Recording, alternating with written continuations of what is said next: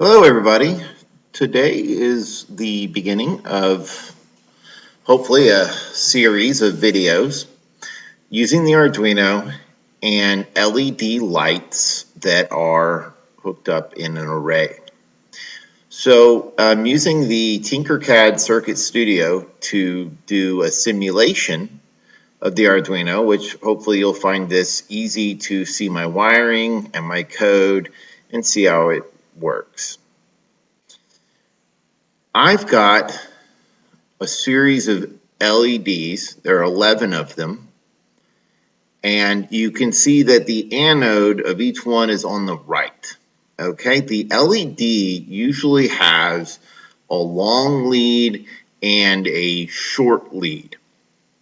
In the Tinkercad studio, the long lead has been bent a little bit. In real life, your LEDs are going to be longer, and you'll see that unless you bend them yourself, they're going to be nice and long. One side is a little bit longer than the other. Well, that's the anode, and the anode always has to connect to positive end of voltage, and the cathode, the short end, one needs to go to ground. Well, I'm using the ground provided right here from the Arduino, and I've also got 5 volts hooked up. We're not currently using the 5 volts, but we will in a later project. These are each 220 ohm resistors. You can see the colors are red, red, and then a brown. So the red means 2, and then 2, and then the brown means 1, 0. Added. So 220 ohm resistor. All right, well, once you have all these lights arranged here, you can start programming your very own light show. So let's go ahead and open up the code and do that. This block studio is a wonderful way to explore how these things work, but I'm going to go ahead and go with the text version. When you program your Arduino microcontroller, you need to have at least 2 functions, void setup and void loop. I'm going to go ahead and start from scratch though. Okay, here we are. Okay, so let's do a very easy little, keep the program as easy as possible, but I'm going to be doing some bad programming conventions. But sometimes if we follow good programming habits too early, it can kind of be confusing for those of you that are just learning the program. So I'll kind of slowly introduce those, and hopefully they'll make sense.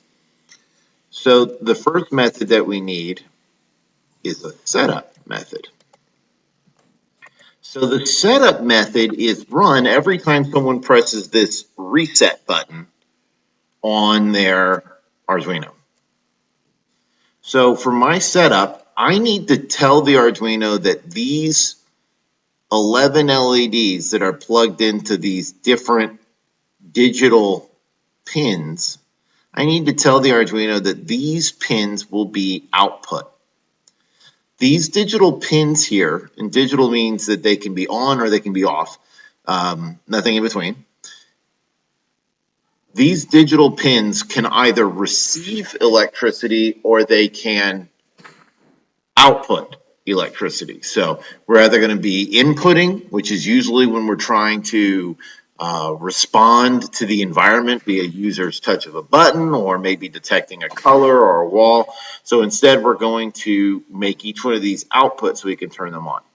And we use a function called pin mode, and it's written in what's called camel case. You can see a lowercase p and a capital M. So my pin mode will be to set each one of these pins to output. Now the pin mode function takes 2 parts, and they're separated by a comma.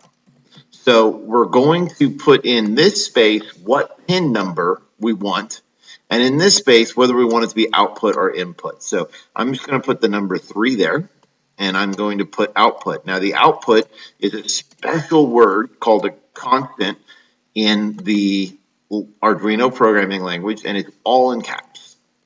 And each one of these statements that are inside these curly braces of our function have to end with a semicolon. That's how the Arduino knows that the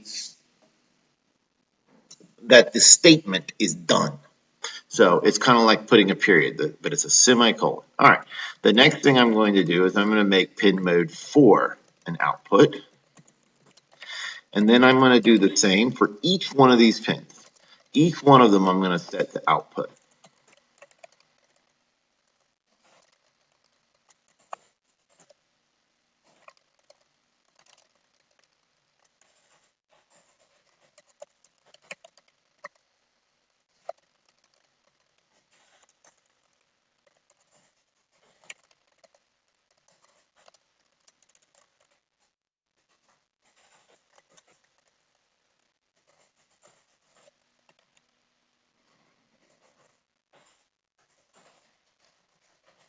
Okay. Oh, got an extra parenthesis there.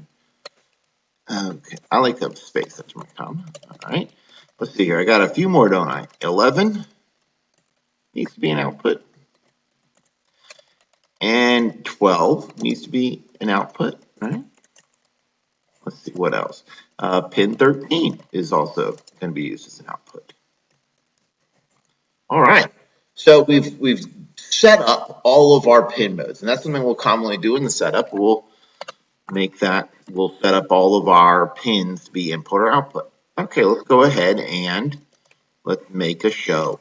So the loop function will continue over and over and over again. So as soon as the loop function finishes all those code that we're going to type in, it's just going to start over again.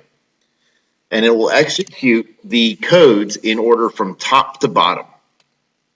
All right, let's take a look at some of the code to activate a light. Well, I've got this kind of cool 4 red and then a yellow and a green and a yellow and then 4 more. And we're going to use this kind of neat little pattern to do several different projects.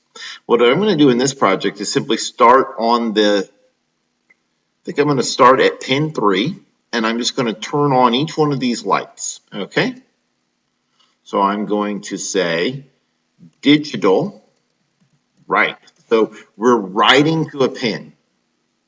We're going to write, and the digital write function takes, just like pin mode, it takes 2 parameters or arguments that you have to put inside the parentheses and separate them by a comma. The first parameter I'm going to give it is what is the pin number that I want to write to.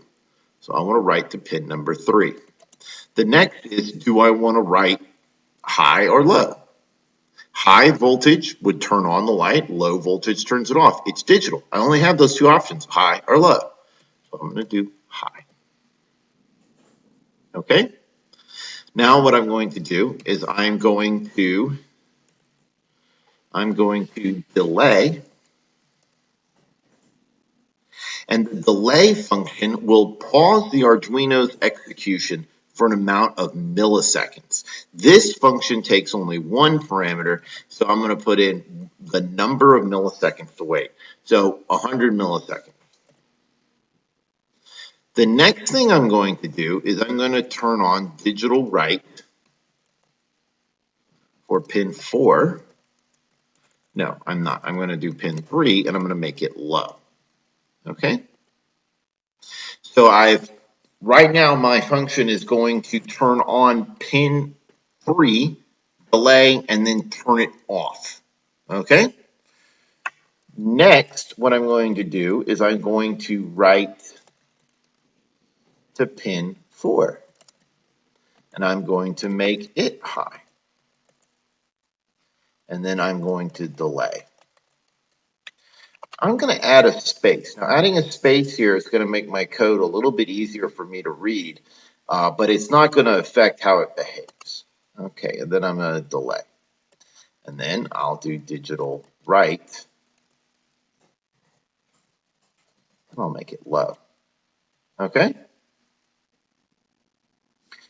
Now what I'm going to do is, what I see is that each one of these kind of code segments are really similar. So I'm just going to do something that, as a computer science teacher, I rarely like my students to do, but I'm going to copy and paste. I'm going to copy and paste and just do each one of these once. So we're going to start with pin 3, and then 4 goes on, and then 4 goes off. 5 comes on high, then 5 goes on low. 6 comes high, then 6 comes low. Then 7 high, then 7 low. 8 high, 8 low. 9 high, 9 low. Okay, you got to do a couple more. 10 goes high.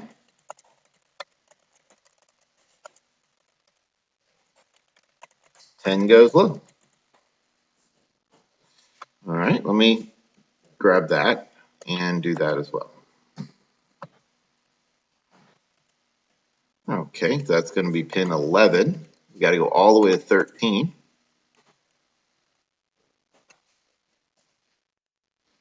Okay, 12.